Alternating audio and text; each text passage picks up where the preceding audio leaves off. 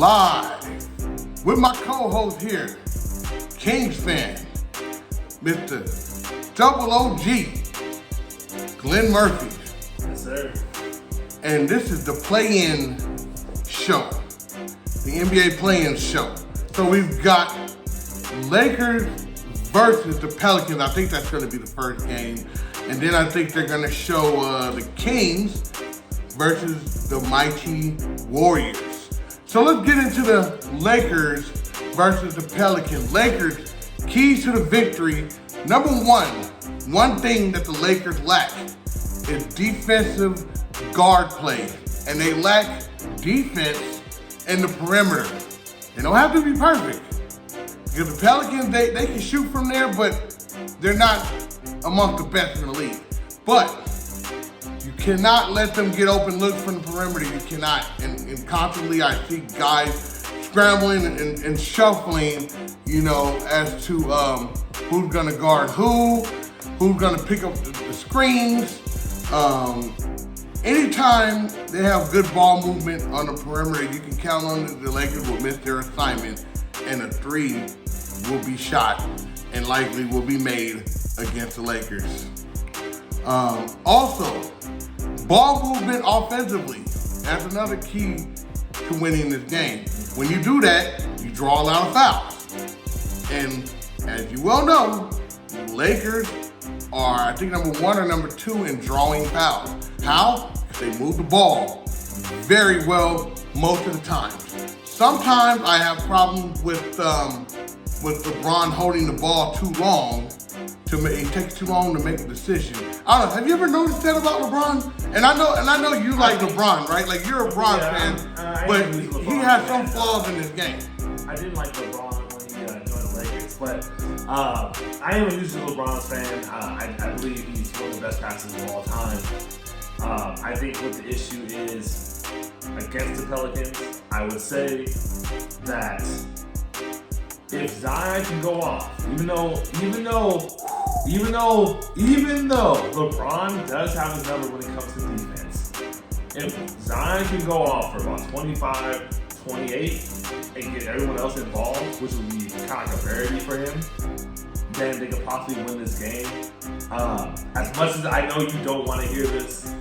Well, I mean, that's why I brought you on the show. Because no one else wants to hear this. But I do believe if you look at the status of these different players that are supposedly game time decision, they are trying to avoid playing the Denver Nuggets in the first round. Whoa.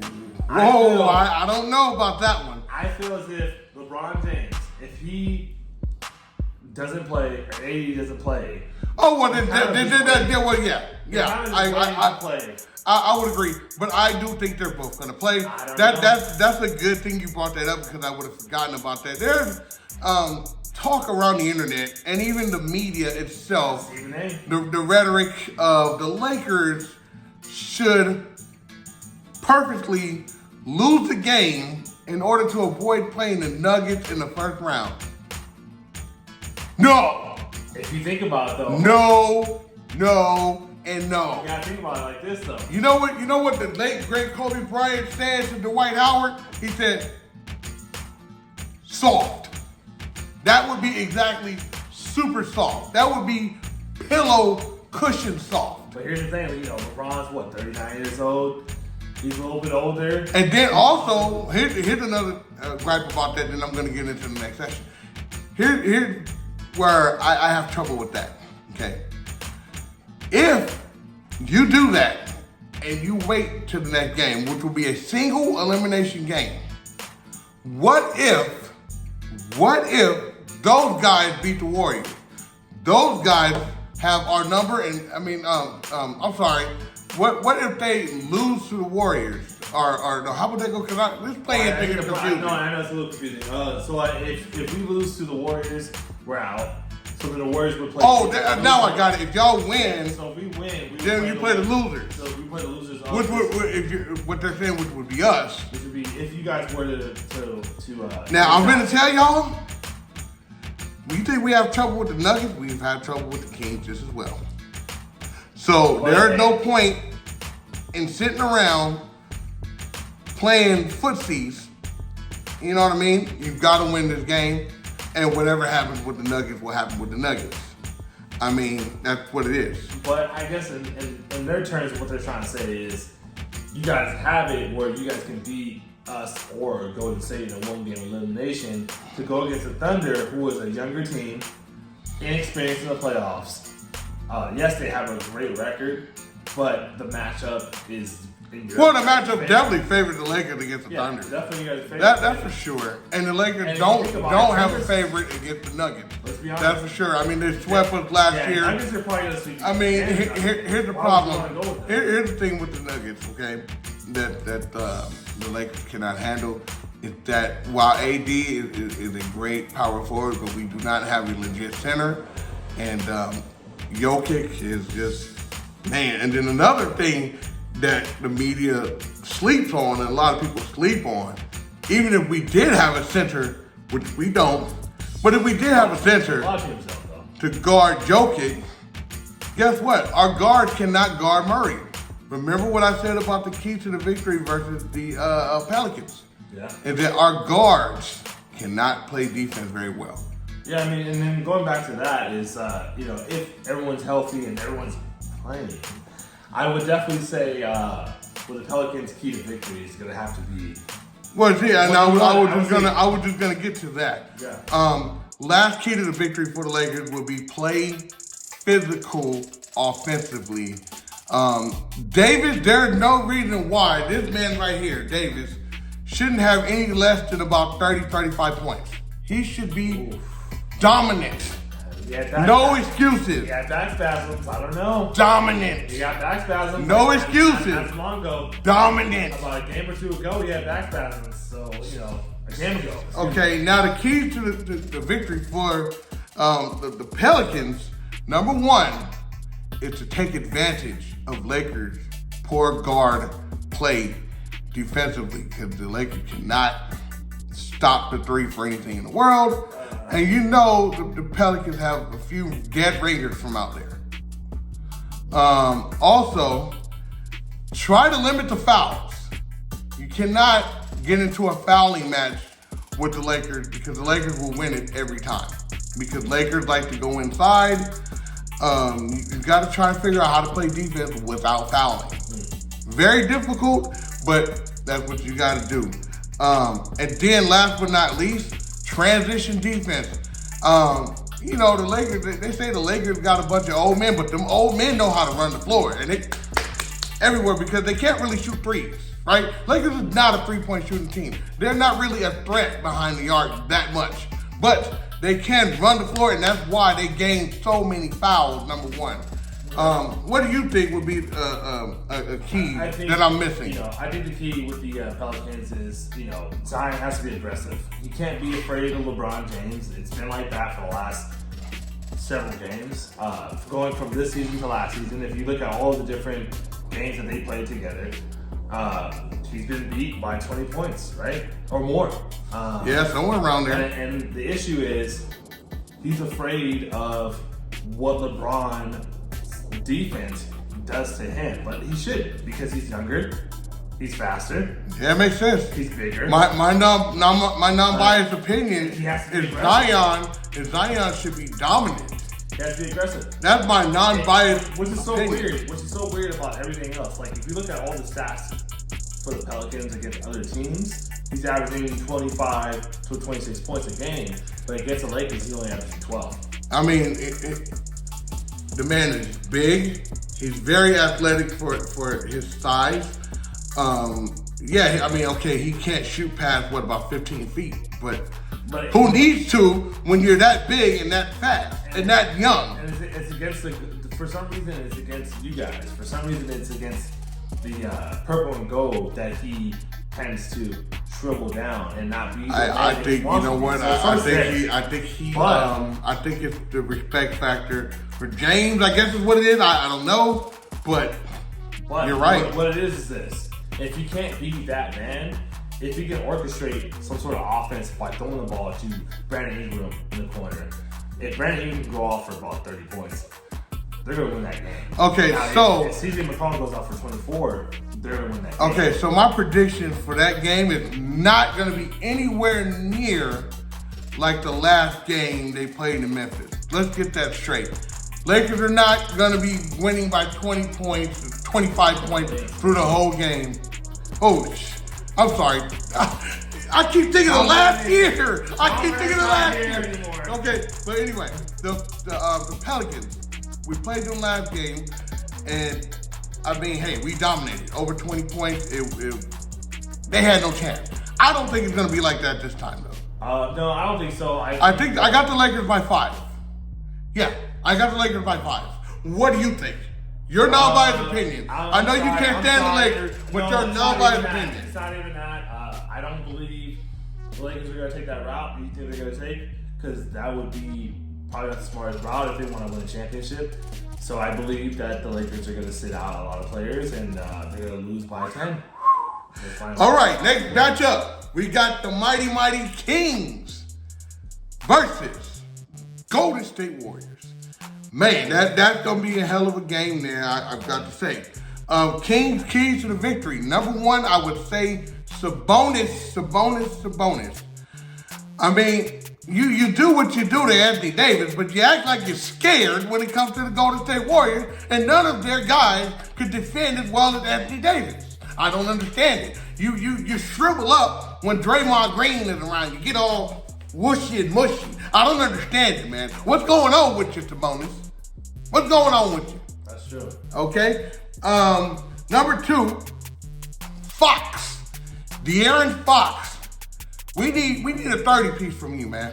Oh, we need more than that. We need a 30 piece, at least 30 from you. We need more than that if we're gonna beat the fucking. I mean, and hold on. I just thought about that, right? You got a couple injuries. Share that with us. Yeah, so we got a couple injuries. So we got Malik Monk, who's out, which is arguably should have been the 6th man of the year. If he wasn't out for the last 2 weeks, he should have got that award. All right, so that brings Fox up to needing 35. Go ahead. And then we got Order, who's going to be our starting shooting guard. He's going to average at least like 10 to 15 points. Yeah, okay, that means Fox needs 37. And then at this point, here's the thing. Like, the nightmare is this. We all remember, or at least I remember, I can tell you that much. Game 7, Steph Curry dropped a 50-piece on us. So you gotta understand that, like, mama, here comes that man. And we have less people to defend him today than we did last year. So what's stopping him from dropping up 50 on a Kings team who doesn't have a guard, health ability, but also, we can talk about Golden State Warriors' road record this year. They're 26-15. Man, and then also, and they're down the street. I'm gonna tell you, Kings. Another key to their victory. Then I'll go to get into the Warriors. They're role players. Okay, they've got to hit those shots. Trey Lyles, come on. They've got to hit those shots. Trey Lyles. I mean, you got guys that are supposed to be able to hit threes. Trey Lyles and Donovan Mitchell is going to have to hit about 3 to 4 shots, and then we're talking about threes. We ain't talking about like layups and all that. We're talking about threes. They're going to have to. I mean, that's what they got those guys for. Yeah. That's what the Kings built their team around, is role players that can shoot. Yeah. And if they're not shooting, guess what? They're likely going to lose the game. De'Aaron Fox can score 40, 50 all he wants, but if the role players ain't doing nothing, then it is what it is right there. Golden State's key to the game, Curry, he has to dominate. He has to dominate. He's got to get a 40 piece because lately he's been the heart and soul of that team. They offensively they have a lot left to be desired. It's the reason why that they are in the play-in at the 10th spot. That dynasty is coming to an end. The media might not agree with me. A lot of people might not agree with me, but this, to me, is one of their last go-rounds. I think it's about time to start looking at the future for those guys. So they're gonna go all out, and they're gonna give it all they got this game for sure. Second, you have Sabonis, who like I said before, he has trouble, but the key is to make him have more trouble. You know what I'm saying? You've got 1, 2, 3 guys, 3 able bodies that you can put on this man, and you can extort all the fouls you want from these guys because these guys aren't really contributing much on offense. I mean, you've got Looney, good, but you know he's going to be there to do the bulk of the work on Sabonis. Then of course you've got their center, what's his name, Davis, something like that. Yeah, Davis, and then Draymond. Those guys, they got to play very physical with Sabonis and make him frustrated. That's the only way the Warriors are going to win. My prediction, I got the Kings winning the game by 3 points. What are you going to say? How many points? Because I already know you're going to say the Kings are going to win, but by how many points? I'm actually going to, I'm going to switch it up a little bit. We're talking about 2 keys of victory for both teams. So I'll start with the Warriors first. I don't like them, but it doesn't matter. It doesn't matter what I like. I'm going to tell you the truth. So for the Warriors, I mean, if Curry dominates the game, it's hard to come back when someone scores 50 points in a game. It's really hard. You have to play catch-up ball. If they play decent enough defense, which they will do, then if someone scores a 50-piece, that's it. Now, for the Warriors, it starts with rebounding, too, as well.